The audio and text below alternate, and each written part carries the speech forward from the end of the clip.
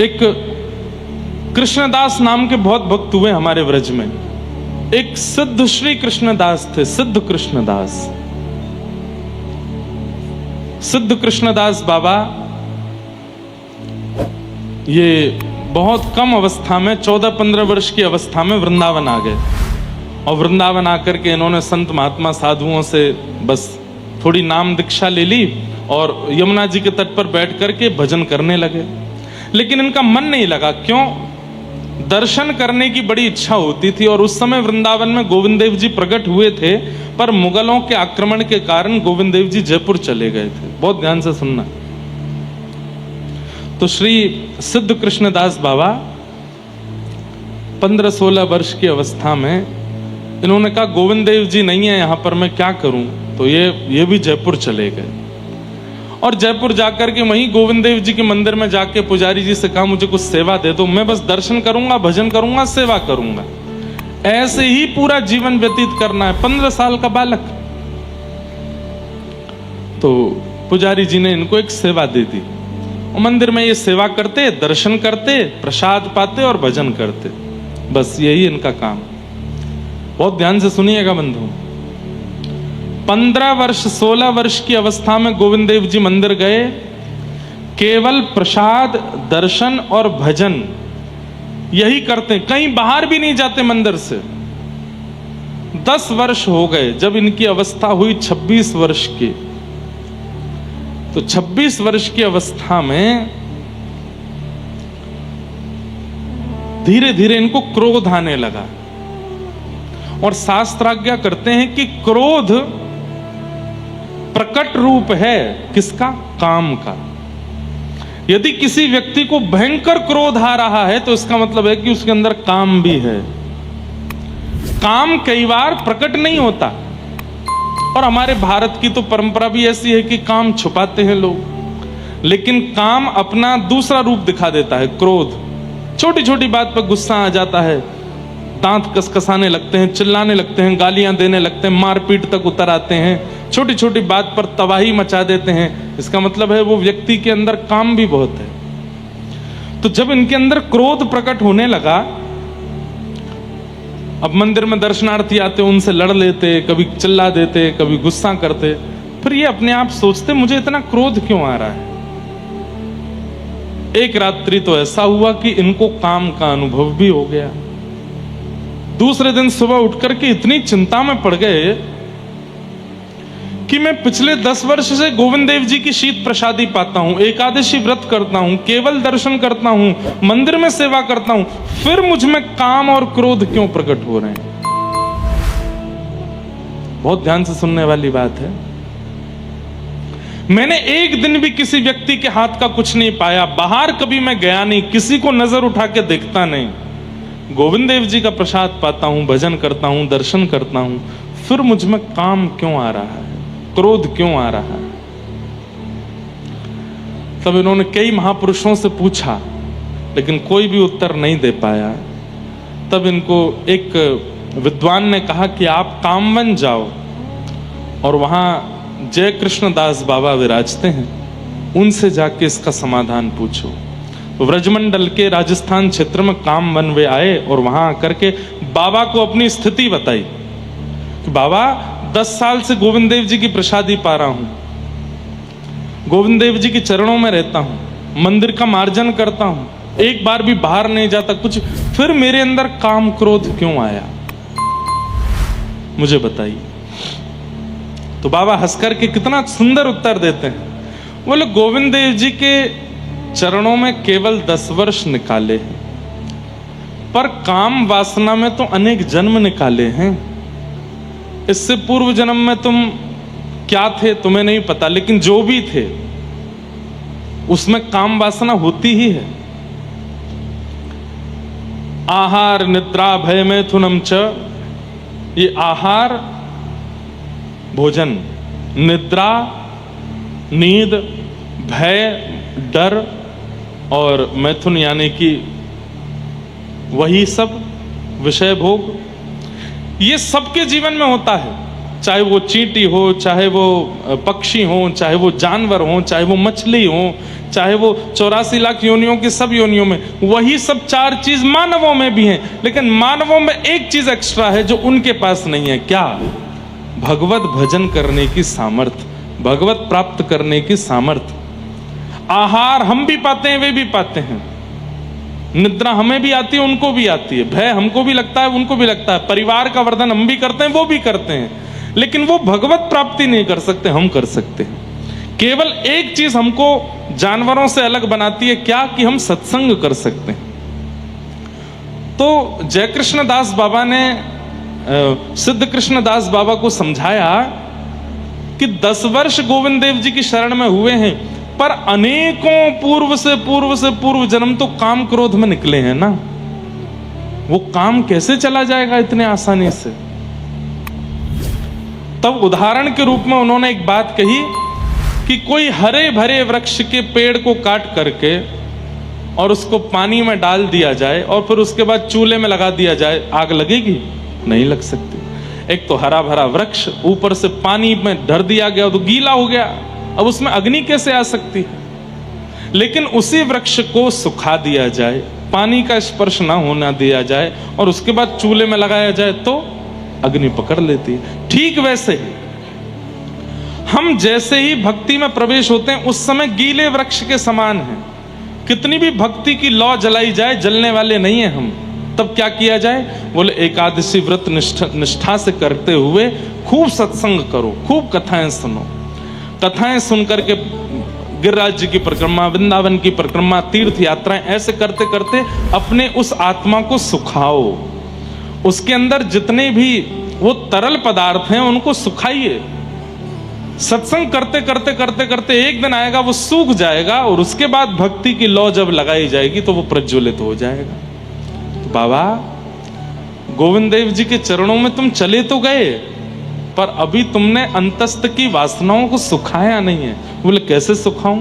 बोले खूब सत्संग करो, खूब कथाएं सुना करो, महापुरुषों की वाणी सुना करो।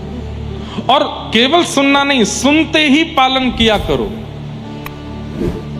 ये बालक जो उठ उठ के जा रहे हैं, इनसे हमारी प्रार्थना अब पीछे ही बैठना आओ तो, क्योंकि सबको कथा सुनने में विक्षेप होता है। और अब कोई उठना नहीं, जो उठेगा उसको बगल वाले की कसम है।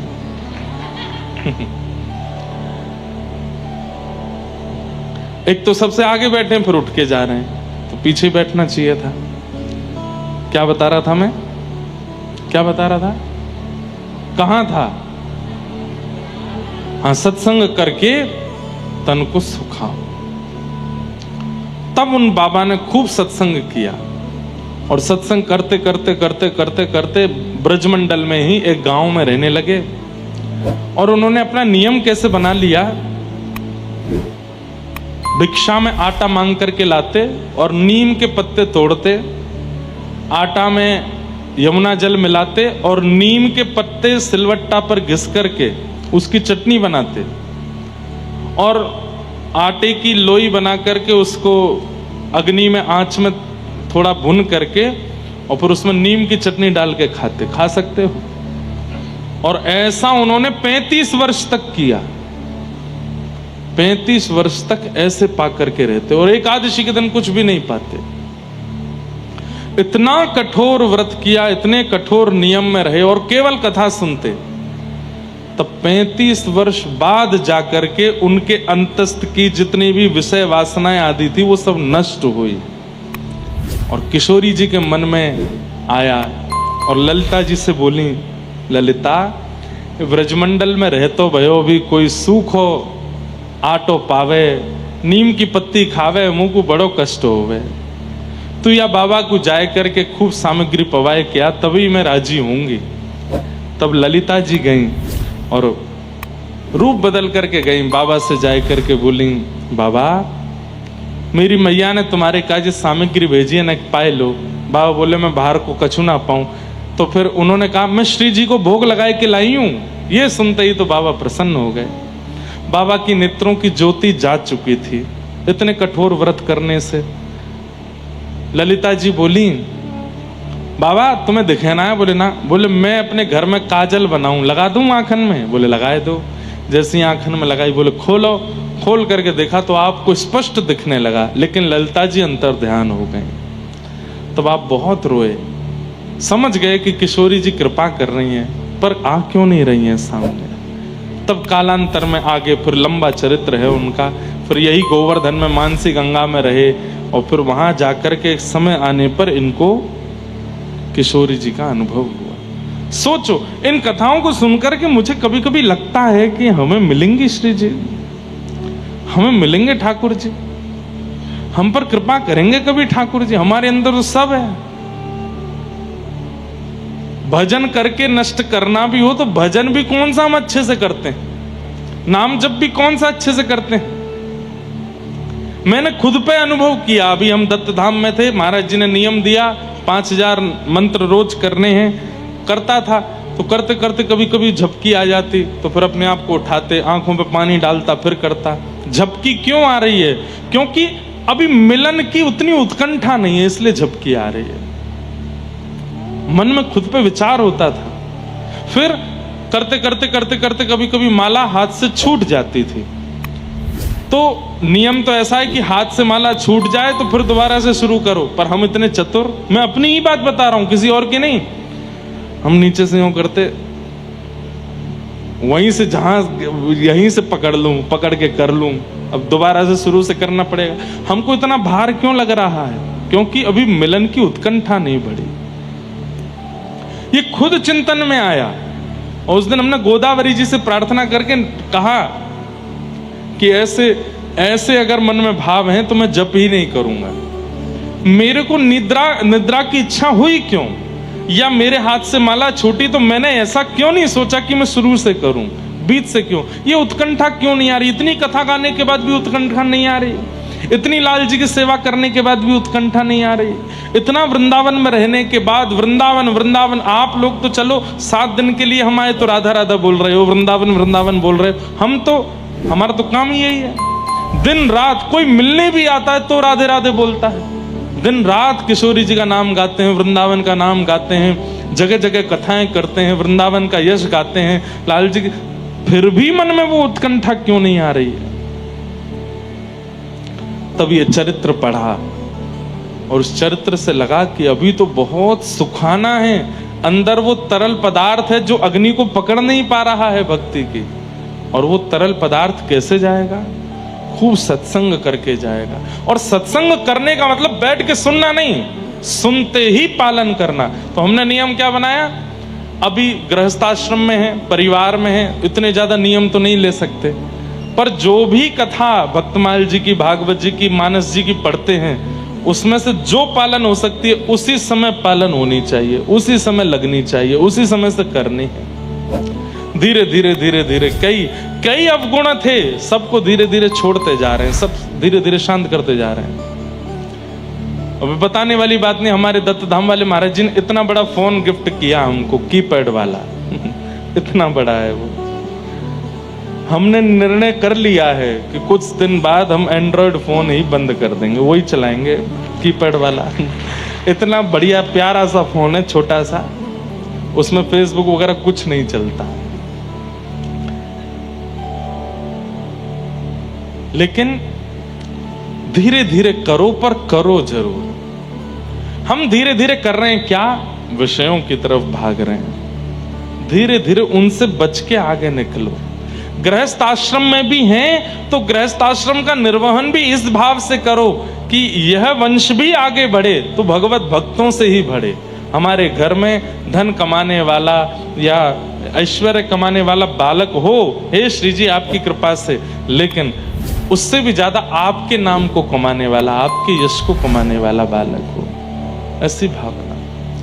तो थोड़ा थोड़ा सुखाइए अंदर से। ये अभी गीला है मन, इसलिए भक्ति की लौ इतनी जलाई जाती फिर भी नहीं जलता। ये प्रज्वलित हुई मीराबाई, आज तक प्रज्वलित हैं। प्रज्वलित हुए श्री सूरदास, आज तक प्रज्वलित हैं। प्रज्वलित हुए जना भाई तुकाराम नामदेव, आज तक प्रज्वलित हैं। हम हो ही नहीं पा रहे हैं। क्यों? सत्संग नहीं है जीवन। वो सत्संग है भी, कथा सुनते भी हैं। आज पूज्य प्रेमानंद जी महाराज को कितने लोग सुनते हैं, हजारों लोग सुनते हैं, पर उनकी सब सुनते हैं पर मानता कोई नहीं है। करते वही हैं जो मन चाहता है, करते वही हैं जो बुद्धि चाहती है। मतलब क्या है, हम लोगों की स्थिति ऐसी होगी, कैप्चर तो कर रहे हैं पर लागू नहीं कर रहे हैं, लागू नहीं कर रहे हैं। और ऐसे लोगों को आपने देखा है जो इकट्ठा करते जाते हैं, बस इकट्ठा ही करते जाते हैं, लगाते कहीं नहीं है। ऐसे लोगों को ही लोभी कहा जाता है, जो इकट्ठा तो बहुत करते हैं पर उसका प्रयोग नहीं करते, उसको लगाते नहीं है। जैसे छोटे बच्चों में, हम लोग भी जब छोटे थे, पेन इकट्ठे करने की, ये भी पेन हमारे पास, ये वाला पेन भी हमारे पास, मीटर वाला पेन आता था, उसमें मीटर चलता था, वो भी मीटर वाला पेन तो आया पर 10 से ऊपर उसके कभी मीटर गया ही नहीं, लिखते ही नहीं थे।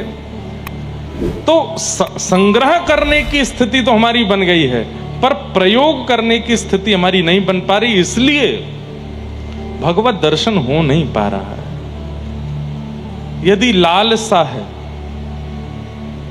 अगर उनसे मिलने की दिल में तमन्ना, अगर उनसे मिलने की दिल में तमन्ना, दिल में तमन्ना, अगर उनसे मिलने की दिल में तमन्ना, करो शुद्ध अंतः करण धीरे धीरे, जो करते रहो